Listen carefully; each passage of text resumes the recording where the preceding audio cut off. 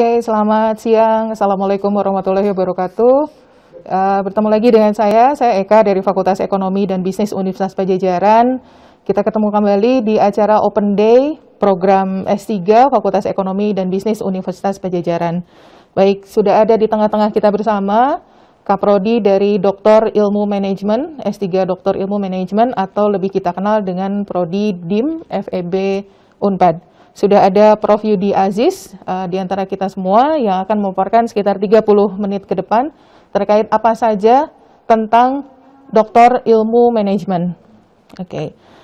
Sebelumnya saya ingatkan kembali untuk mengakses akun FEB Official Account di website www.feb.unpad.ac.id. Kemudian untuk email di info.feb@unpad.ac.id. Kemudian untuk memfollow akun sosial media FEB Unpad di @FEB-Unpad, kemudian akun Facebook, akun Twitter, Line, dan juga YouTube. Kemudian juga siaran ini terselenggara di studio FEB Unpad, yaitu di website www.studio.feb.unpad.ac.id, kemudian sosial medianya di Instagram, Facebook, YouTube, dan juga Spotify dengan akun @studio.feb-unpad. Baik.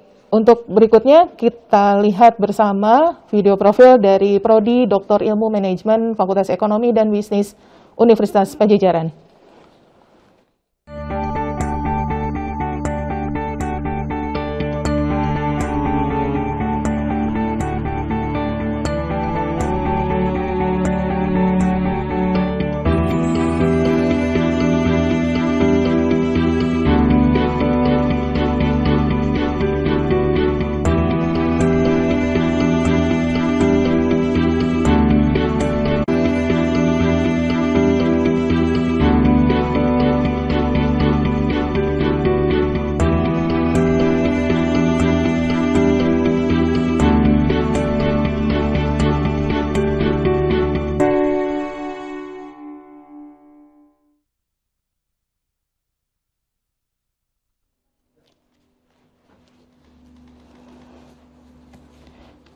Oke, baik.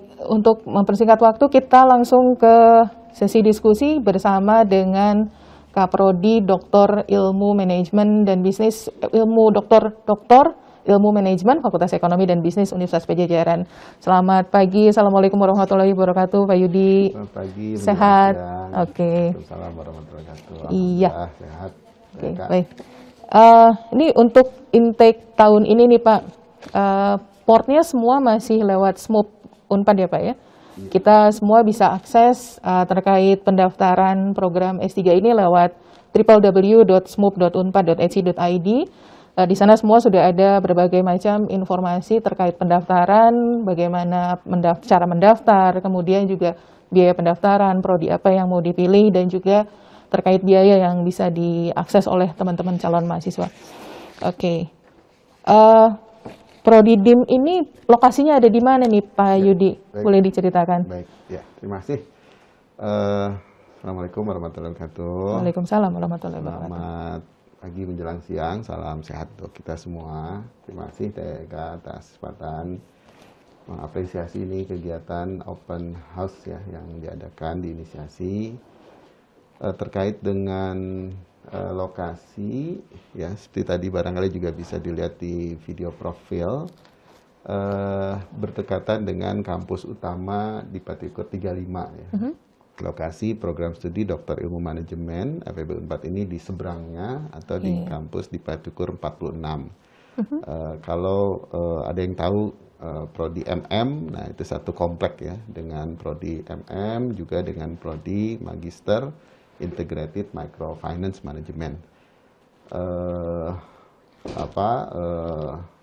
Dulu juga mungkin dikenal gedung Cisral ya, perpustakaan Unpad. Nah, di sana di Patikur 46. Oke. Lokasinya. Baik. Sejak kapan nih Pak berdirinya untuk prodi DIM ini? DIM ini sejarah awalnya bernama Doktor Ilmu Manajemen sejak tahun 99. Ya, jadi baru lebih kurang berapa ini? Sekarang 2020 ya. 21 tahun ya usianya. Dulu namanya adalah dokter manajemen bisnis sebenarnya, DMB. Jadi dalam perkembangannya DMB ini adalah satu konsentrasi ya di pasca sarjana yang memang tinggi sekali tinggi sekali peminatnya ya, dokter manajemen bisnis. Nah, sedangkan di pasca sarjana sendiri itu ada konsentrasi lain yaitu dokter sains manajemen ya, DSM, yang fokusnya pada para peneliti lah atau dosen gitu ya. Nah, belakangan dua konsentrasi ini digabung, yang tadinya di bawah pengelolaan dari pasca sarjana, sekarang langsung di bawah pengelolaan dari Fakultas Ekonomi dan Bisnis ya, semenjak lebih kurang 10 tahun yang lalu. Jadi sekarang 2020 berarti 2011-an ya. Nah, berganti nama menjadi Dokter Ilmu Manajemen. Jadi secara nama nomenklatur DIM ini memang belum lama ya, baru 10 tahun ini. Sedangkan untuk lulusan ya dari bidang manajemen ini sudah cukup lama, yaitu dari konsentrasi dokter manajemen bisnis yang ada di FEB dan dokter sains manajemen ya, yang dulu ada di pasca sarjana. Baik. Berarti ada dua jalur peminatan ya, maksudnya di dokter DIM ini ada jalur dokter sains manajemen dan juga dokter manajemen bisnis atau lebih dikenal dengan DMB. Nah, untuk siapa saja sih sebenarnya yang bisa meng-apply prodi ini? Apakah boleh dari misalnya S1, S2-nya bukan manajerial atau bukan manajemen, apakah boleh? Ya, atau bagaimana? Ini biar suaranya cukup jelas, saya buka masker sedikit ya. Mangga. Agak tertutup kayaknya. Jadi siapa saja yang bisa apply? Ya sebenarnya kita multi entry. Jadi bisa dari beragam disiplin ilmu ya, tidak hanya yang asli manajemen, tapi juga bisa dari economics ya, misalnya akuntansi dan SP, maupun juga dari fakultas lain ya. Misalnya pernah ada dari alumni farmasi ya yang berkecimpung. Kenapa ini bisa? Karena di level strategic business management itu industri beragam. Jadi memang diperlukan dari beragam sektor. Dan tapi ada pola yang sama ya, mulai dari strategic planningnya sampai dengan strategic execution ya. Dan itu di level middle maupun di level top management ya, di strategic. Dan itu bisa untuk semua bidang keilmuan. Itu secara singkatnya. Berarti kalau misalnya yang apply ini bukan dari manajerial atau bukan dari ekonomi, bahkan ada program atau kelas matrikulasi kah di prodi? Ya, jadi semenjak tahun 2017, ya, ini mudah-mudahan suaranya cukup jelas ya, kita mengarus utamakan riset. Ya. Jadi kalau sebelum itu memang ada by course istilahnya, doctoral by course utamanya. Dan di saat itu memang ada matrikulasi secara wajib ya. Meliputi konsentrasi bidang keilmuan ya, misalnya SDM, operasi, keuangan dan pemasaran, serta juga di level tools-nya ya, statistik dan lain-lain. Nah, semenjak pindah ke 2017 yang mengarus utamakan riset, maka sebenarnya matrikulasi ini akan sangat bergantung dengan justifikasi dari promotor ya, karena riset itu sangat unik, sangat spesifik ya, di mana kebaharuan novelty dari masing-masing riset itu, dan di situ bisa dikaitkan dengan background mahasiswanya ya, maupun juga topik yang akan diteliti, sangat dimungkinkan nanti untuk mengambil mata kuliah di jenjang master. Ya. Oke. Nah, mulai tahun 2020 ini kita adakan apa namanya mata kuliah awal, ya, tapi bukan matrikulasi namanya, mata kuliah awal sesuai dengan SK Rektor terbaru 2020, yang mana ada 12 SKS mata kuliah wajib tempuh, ya, yang kami distribusikan di semester 1 ini secara kebetulan memang pandemi, ya, jadi secara online 4 mata kuliah, jadi ada 4 mata kuliah, ada yang 3 dan 2 SKS, dan di semester 2 itu nanti tinggal 1. Nah, semester 1 ini apa saja? Yang pertama adalah filsafat ilmu manajemen, ya. Filsafat ilmu manajemen ini memberikan modal untuk melihat perkembangan dari konsep filsafat keilmuan manajemen. Karena ini level doktor, utamanya adalah bagaimana berkontribusi pengembangan keilmuan, ya. Dan tentu berangkat dari konsep dari filsafat ilmu manajemen ini. Dan ini sangat mewarnai dari sisi disertasinya nanti, ya, bagaimana kerangka deduktif, induktif, pengambilan kesimpulan untuk pengembangan keilmuan. Lalu modal yang kedua adalah seminar ilmu manajemen. Ini diseminasi, ya, jadi menggali secara sistematik literatur review yang ada di bidang spesifiknya masing-masing. Jadi katakanlah misalnya innovation gitu, ya, maka dengan keyword itu melihat state of the art dari perkembangan konsep itu, katakanlah diskusi terkini, ya, yang ada di bidang itu, lalu dicoba disusun secara sistematis, ya, literatur review, dan nanti didiseminasikan di internal, ya, di kelasnya. Nah, ini sebenarnya menjadi modal untuk bab 2-nya lah kita sebut, karena di dalam disertasi itu ada bab 2 literatur review. Okay. Nah, modal yang ketiga mata kuliahnya adalah metodologi penelitian bisnis, ya. Dan ini tentu dapurnya, ya. Kalau dalam riset itu bagaimana data itu dicari, ke siapa, ya, berapa banyak, dan nanti setelah didapatkan bagaimana diolah, ya, sedemikian rupa, baik secara verifikatif atau juga eksploratif, ya, kualitatif maupun kuantitatif, untuk betul-betul secara akademis bisa dipertanggungjawabkan temuan dari penelitiannya. Nah, ini modalnya di Medlit. Dan mata kuliah keempat adalah penelitian dan publikasi ilmiah.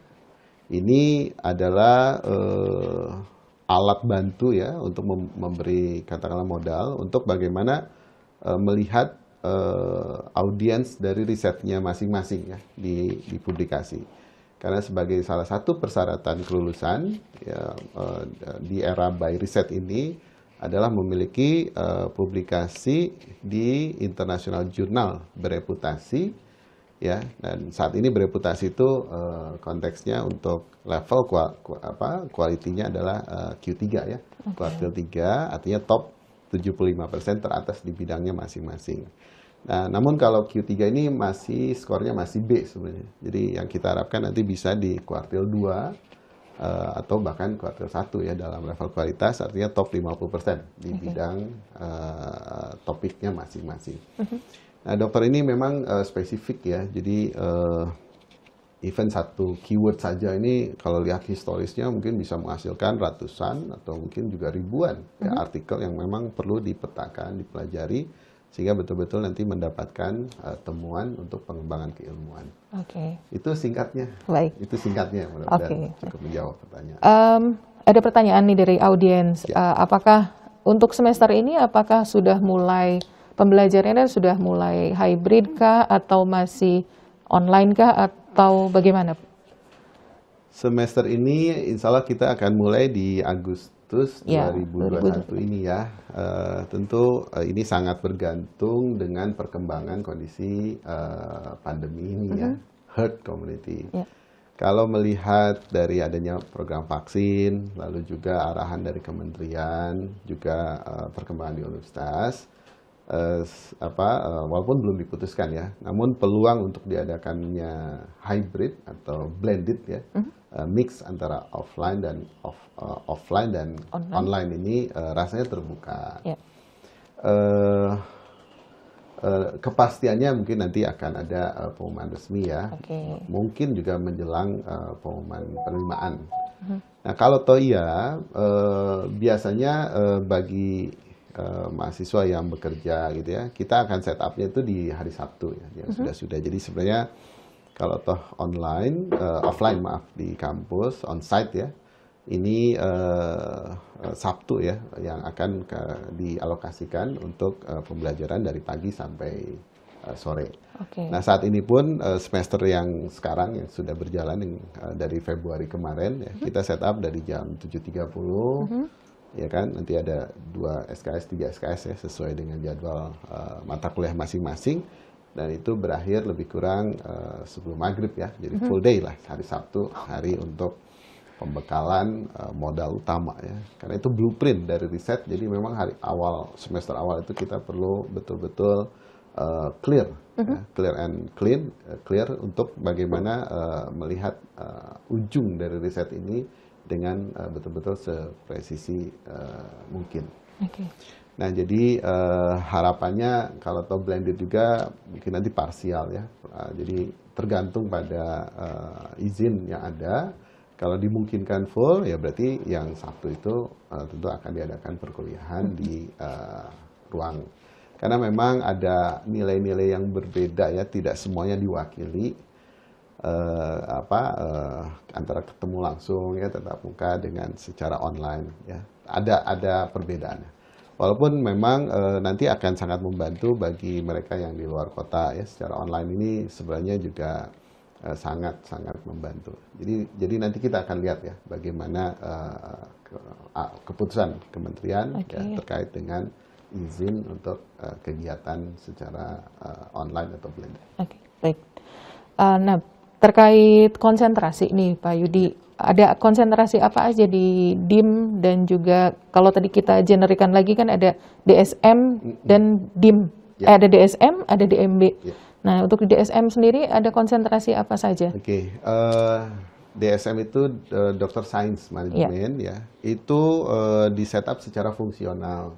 Jadi ada 4 fungsi manajemen yang utama, finance, ya, manajemen keuangan, lalu marketing, manajemen pemasaran, lalu operation, ya, manajemen operasi, dan human resources, manajemen SDM. Sedangkan yang DMB, yang applied ya, ini konsentrasinya manajemen strategik.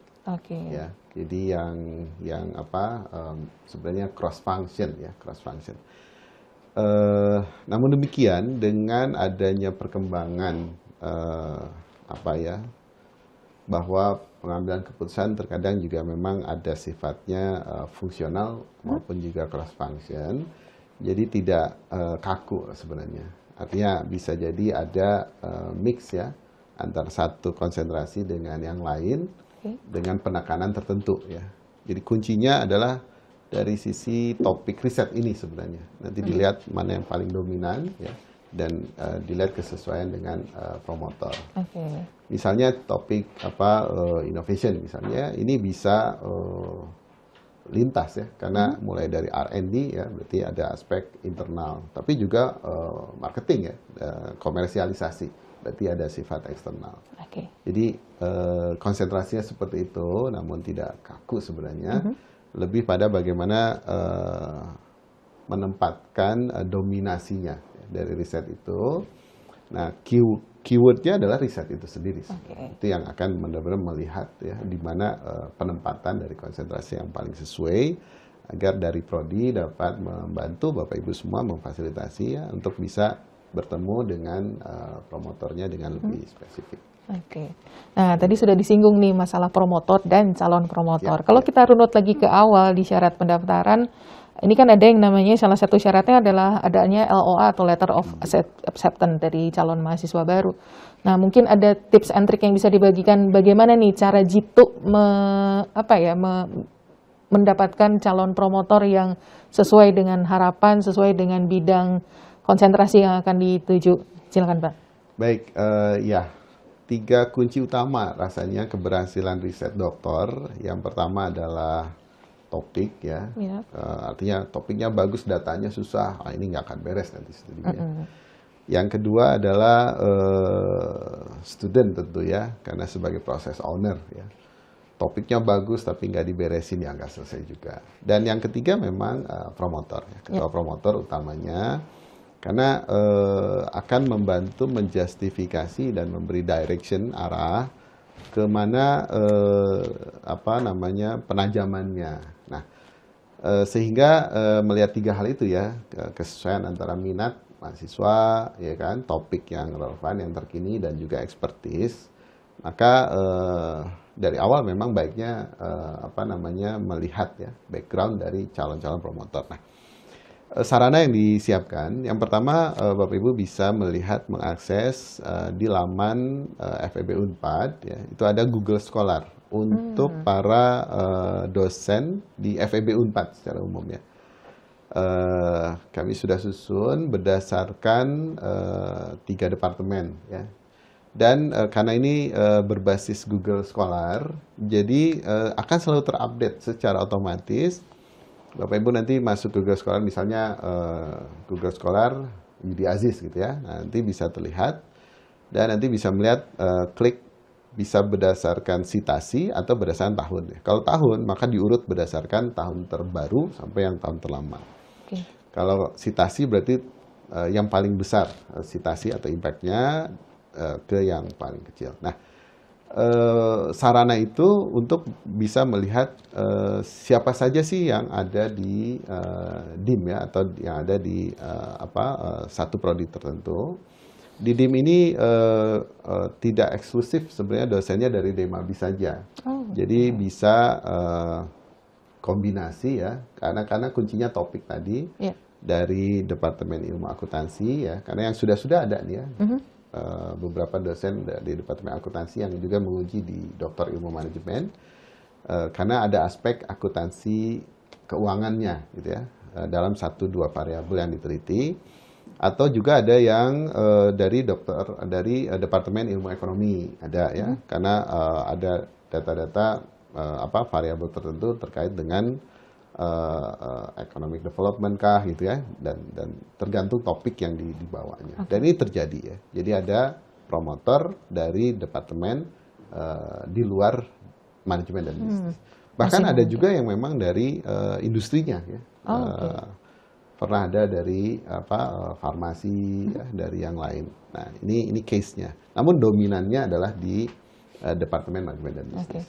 Nah, begitu dapat itu namanya, maka bisa mengontak ya melalui jalur website SMUP itu, ya kan, di korespondensi. Umumnya 2 yang diminta ya, satu CV-nya. CV ini yang relevan terkait riset ya, misalnya publikasi, conference ya, proceeding, atau juga skor TOEFL dan lain-lain ya, yang relevan dengan riset. Background studi S1, S2, dan lain-lain.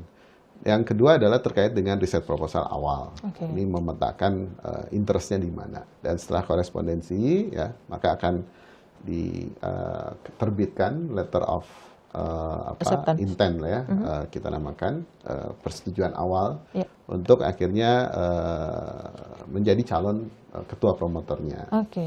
Nah, dari nama inilah nanti kita akan adakan screening awal melalui interview, ya kan? Prosesnya sangat sederhana ya, dari proposal awal, LOA tadi, lalu interview, dan terakhir sudah diumumkan ya. Nah, kuncinya tadi adalah dari modalnya, background, dan juga dari rencana ke depan. Untuk ngobrol secara online dengan para calon-calon promotor. Gitu. Ya. Oke, mudah-mudahan dengan pendekatan seperti itu bisa langsung dapat ya, maksudnya dosen maksudnya kopromotornya yang sesuai dengan target dan juga sasaran untuk topik riset yang sudah direncanakan. Dan ini yang membedakan sebenarnya dengan yang sebelum riset ya. Sebelum by riset itu ketua promotor belakangan ditetapkan setelah selesai mata kuliah barulah ketua promotor. Kalau by riset ini memang dari awal sebelum masuk ya. Sehingga memang diharapkan dengan strategi ini, dengan cara ini, seawal mungkin penguatan ya, kapabilitasnya di bidang itu dibangun lebih awal. Lalu saya penasaran nih, bagaimana berapa nih besarannya untuk biaya penyelenggaraan perkuliahannya, atau kita lebih kenal BPP. Kalau S1, S2 lebih kenal namanya UKT gitu. Kalau S3 nih BPP-nya berapa nih Pak Yudi?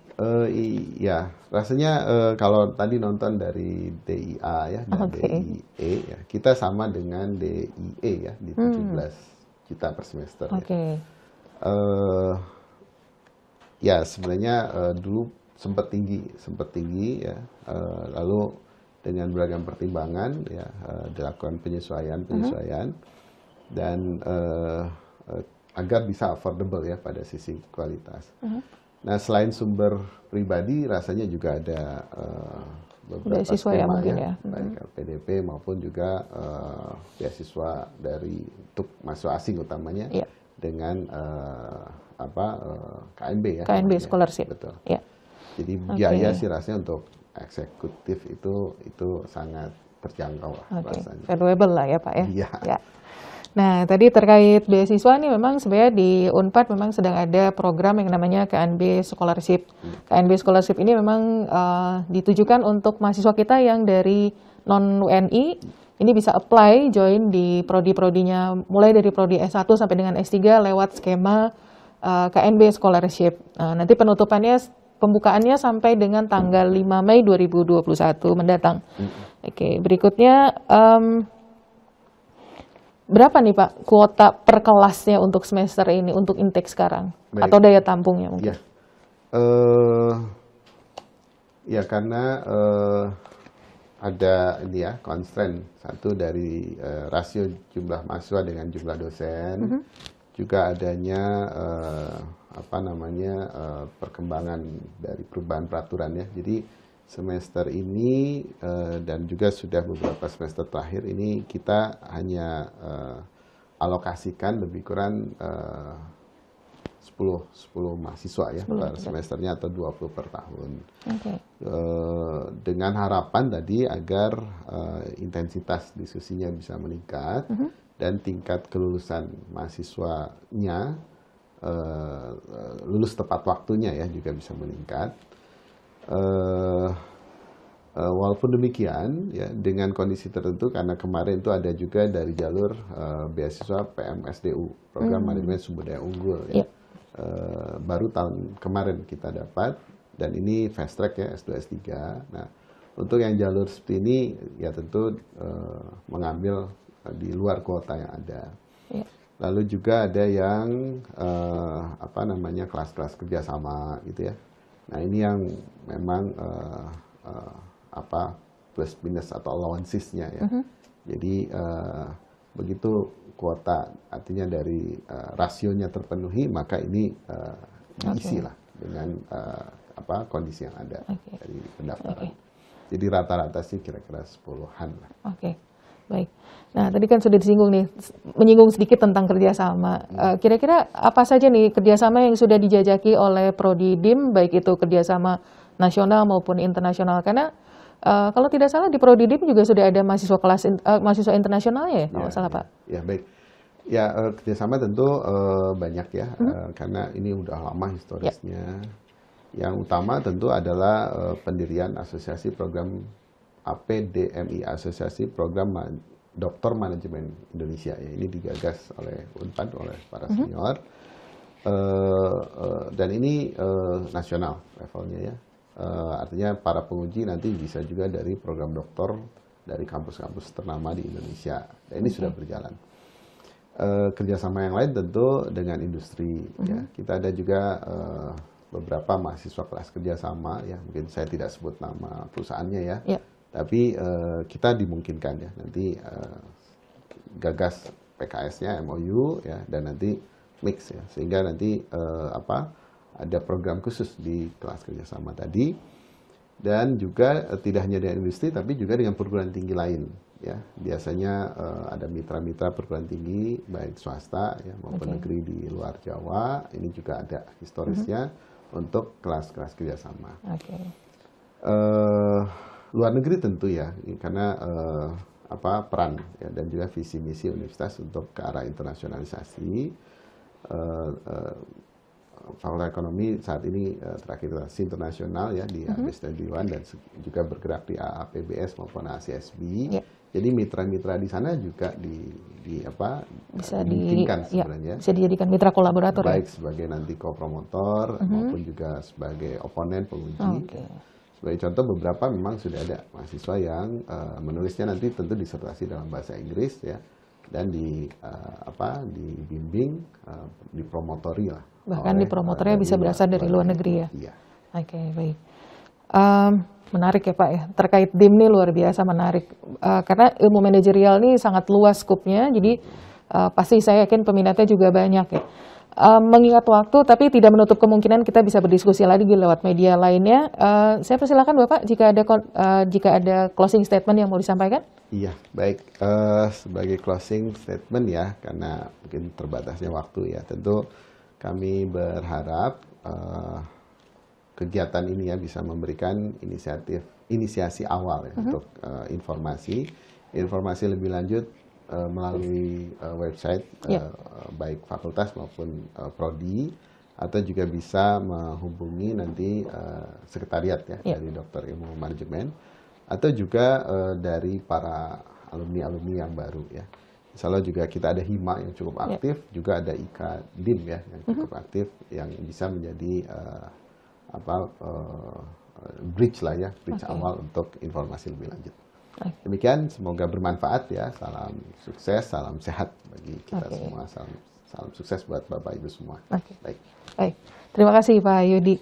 Baik, seperti yang sudah disampaikan Pak Yudi tadi, bahwa informasi lengkap dan juga kontak dengan program Doktor Ilmu Manajemen ini lebih detailnya, Bapak dan Ibu bisa mengakses di www.dim.feb.unpad.ac.id, atau jika ingin berkomunikasi langsung dengan para staf DIM, bisa melakukan komunikasi lewat telepon di nomor telepon 022 253 4388 dan 253 4392, atau mungkin jika ingin berinteraksi langsung dengan para staf dan juga Kaprodi DIM, silakan datang ke kampus DIM FEB Unpad di Jalan Dipati Ukur nomor 46 Bandung. Nanti ada Prof Yudi yang biasa standby di kantor, kemudian juga ada stafnya yaitu Pak Han ya Pak ya, yang bisa membantu Bapak dan Ibu untuk berkonsultasi terkait Prodi DIM FEB Unpad ini. Baik, tidak terasa waktu kita sudah habis. Kami menunggu kehadiran Bapak dan Ibu sekalian untuk join di Prodi DIM ini selanjutnya. Baik, terima kasih, sampai bertemu lagi di sesi berikutnya. Terima kasih Pak Yudi atas kesempatannya. Terima kasih, sampai ketemu di lain waktu. Saya Eka, saya pamit. Terima kasih, selamat siang. Assalamualaikum warahmatullahi wabarakatuh. Waalaikumsalam.